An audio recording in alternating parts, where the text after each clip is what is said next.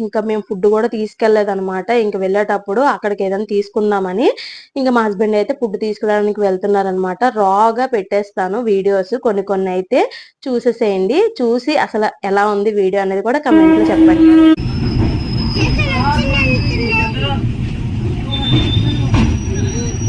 రాజమండ్రి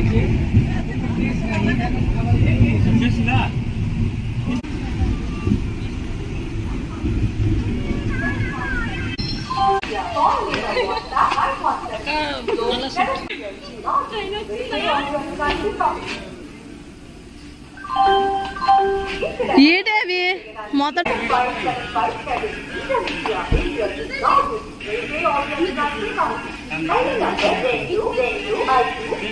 ఆడు పడుకొని లేచాడు.